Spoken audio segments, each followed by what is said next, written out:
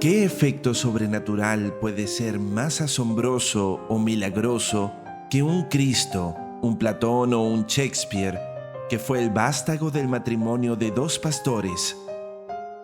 ¿Qué hay más maravilloso y sorprendente que el crecimiento de un bebé hasta que se convierte en un hombre maduro? Cada vez que se lleva a cabo un acto de voluntad, levantar un brazo, pronunciar una palabra, la silenciosa germinación de un pensamiento, se está realizando, por definición, un acto mágico.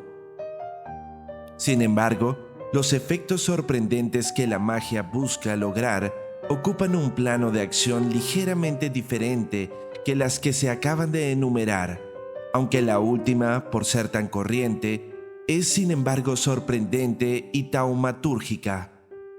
El resultado que la magia aspira a conseguir en su practicante, sobre todo, es la reconstrucción espiritual de su propio universo consciente y, posteriormente, del de toda la humanidad.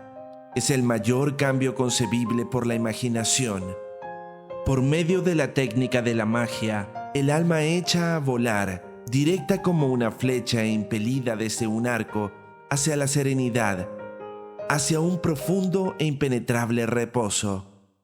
Pero es el hombre, y solo él, quien puede tensar la cuerda del arco. Nadie puede hacerlo por él. El árbol de la vida, Israel Regardie, 1907-1985. Israel Regardie es uno de los más destacados filósofos esotéricos del siglo XX. Su comprensión del esoterismo y particularmente de la magia como la parte operativa del misticismo evidencia que no solo fue un estudioso y aficionado, sino que llegó a profundos niveles de práctica y comprensión de la experiencia espiritual por la vía mágica o teúrgica. Su formación esotérica es amplia, destacando su afiliación a la ya agónica Orden Hermética de la Aurora Dorada, que para la época de su incorporación, un grupo escindido de la autoridad tradicional y legítima de Samuel Mathers había cambiado el nombre de la orden a Stella Matutina. Aunque seguía fiel al sistema de la Aurora Dorada en sus enseñanzas, rituales y prácticas, pero sin duda había entrado en una corriente de decadencia paulatina e inevitable.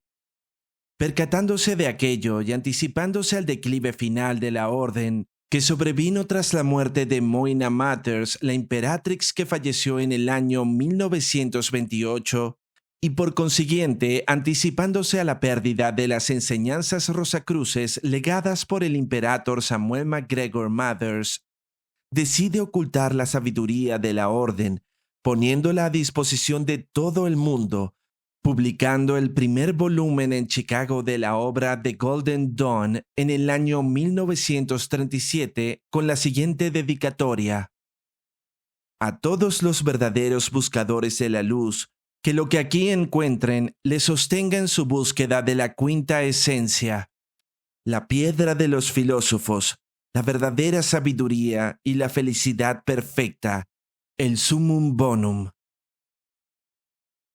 Destacamos a Regardie como uno de los más grandes transmisores, continuadores e instructores modernos de la antigua sabiduría. Sus estudios sobre psicoterapia, magia, cabalá, etc., están dentro de la mejor literatura del esoterismo de la actualidad. Entre sus escritos destaca el tratado sobre teurgia que citamos al comienzo, El árbol de la vida, y del cual procederemos a comentar algunas de sus afirmaciones tan lúcidas respecto a esta particular ciencia esotérica y arte sagrado que los antiguos denominaron como la obra misma de los dioses. En la actualidad, varias son las publicaciones en diferentes formatos de personas y organizaciones que de alguna manera están vinculadas con la tradición de la Orden Hermética de la Aurora Dorada y con la tradición Rosacruz, que señalan una diferencia entre magia y ocultismo con mística o misticismo. Estas publicaciones presentan estas como dos vías distintas de espiritualidad y dicen cosas como que los místicos son teóricos o contemplativos, cercanos a la devoción religiosa, a la oración, y por el contrario, la magia o el ocultismo es operativa y no teórica, como si hubiese una diferencia entre lo teórico y lo operativo.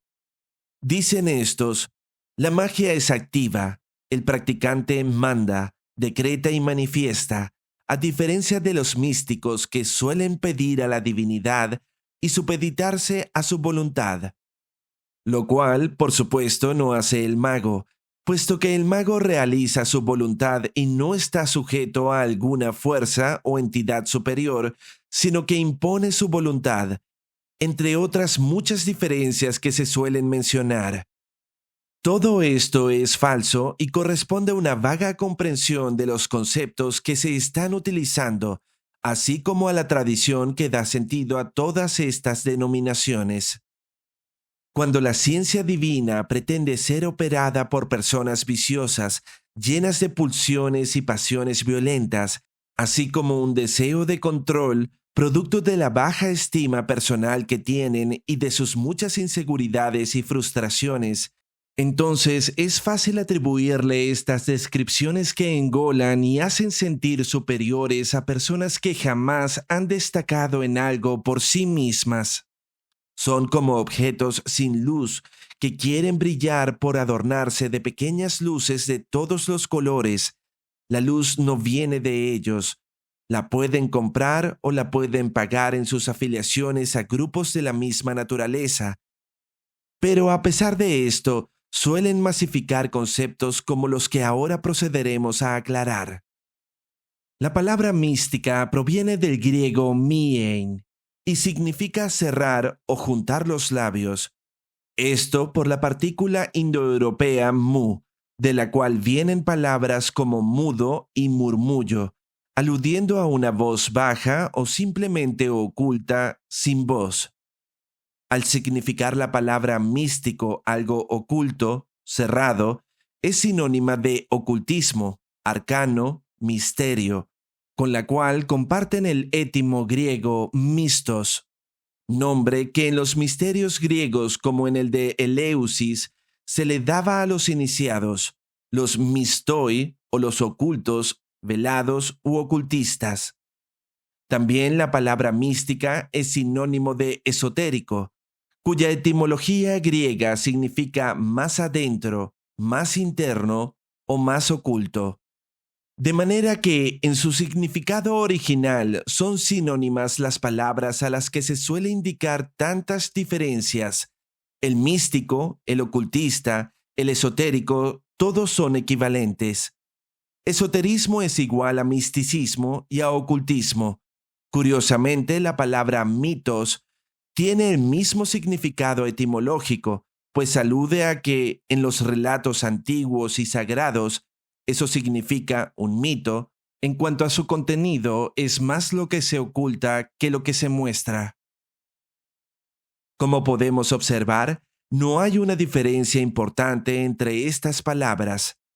Las verdaderas diferencias que la tradición agrega a ellas están, por ejemplo, en concebir a la mística como el aspecto receptivo de la práctica mágica, el aspecto preliminar a la acción divina o teúrgica y además como su culminación, puesto que en la última etapa de la acción mágica auténtica, la recepción de lo divino se hace plena para el practicante, de modo que alcanza el mayor nivel de misticismo en todas sus operaciones.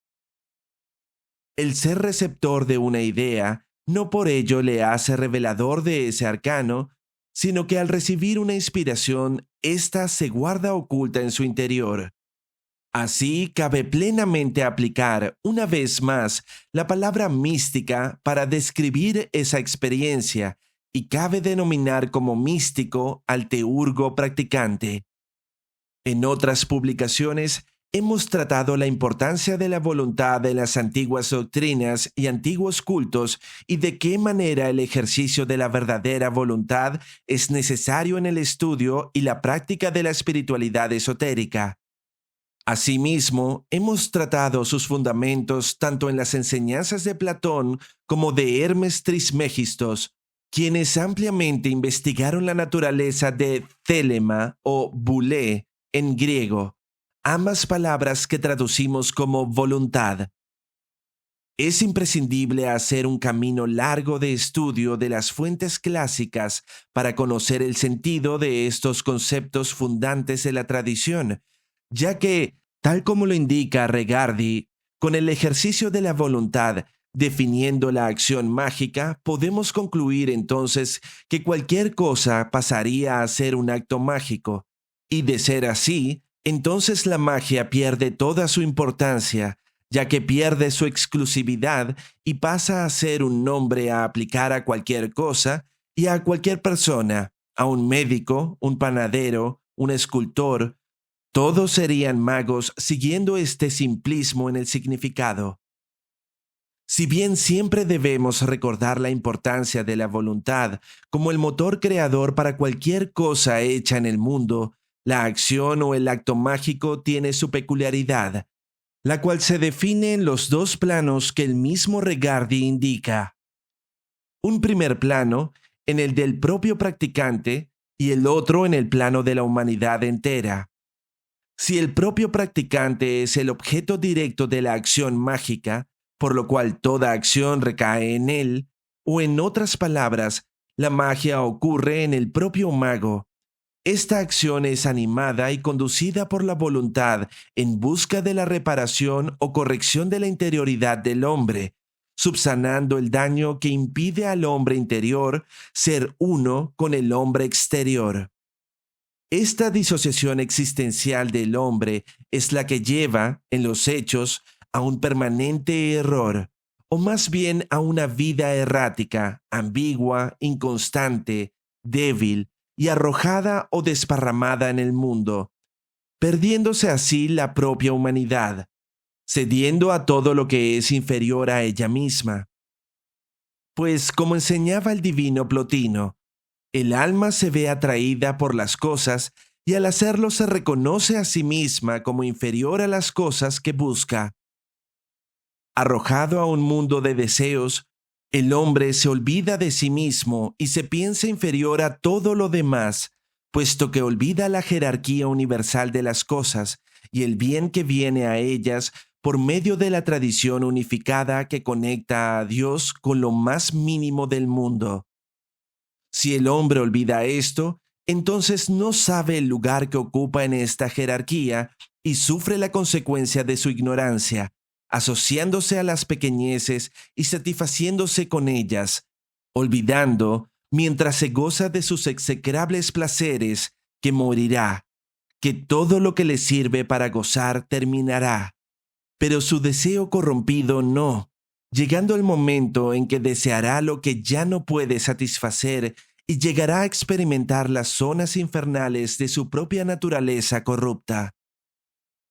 La magia, esto es lo que repara, reconstituye al hombre para transfigurarlo en el perfecto hombre, en el absoluto humano, en un hombre que unifica todos los oficios de los misterios rituales, un hombre que es sacerdote, un hombre que gobierna las huestes humanas y angélicas y, en definitiva, un hombre que se alza como revelador del misterio de los misterios, de los arcana arcanorum. Muestra al mundo el rostro oculto del incognoscible, el Dios que mora desde la oscuridad a la luz. Si en esto recae el verdadero uso de la voluntad del hombre, esta voluntad no es un solo gusto por hacer algo, va más allá del acto de levantar la mano. El acto mágico, como acto conforme a la verdadera voluntad, está sostenido en la palabra racional y en la inteligencia que concibe las ideas y la verdad misma. Así la voluntad vuelve, antes que el mismo hombre, hacia las esferas que le corresponden a su naturaleza. Primero es la voluntad o el corazón del hombre el que debe retornar a los mundos de los dioses, para que luego el propio hombre retorne.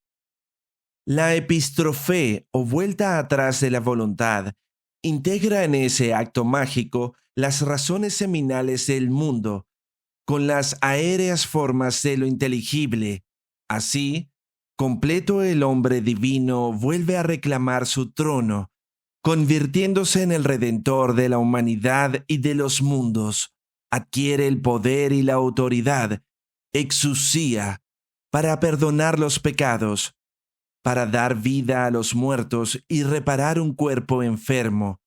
Él es el crucificado y renacido, el que se formó en los abismos del silencio y que parecía muerto, pero todos ya le vieron en su gloria y lo verán en la consumación de los tiempos.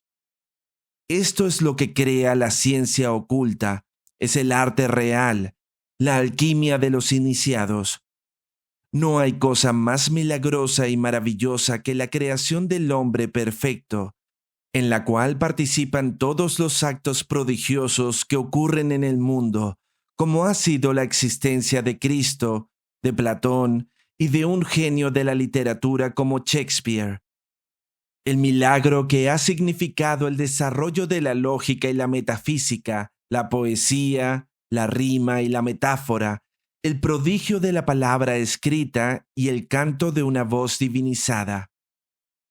Todas las artes y ciencias son partes de la ciencia de los dioses o teurgia, que mientras conciban la perfección se acercan al acto mágico, ya que un baile bello con la perfección de un bailarín como Rudolf Nureyev, un poema inspirado como de San Juan de la Cruz o una obra magnánima de Richard Wagner, todos ellos ayudan a divinizar al hombre, a hacerle culto y capaz de penetrar en la realidad que está más allá de los velos.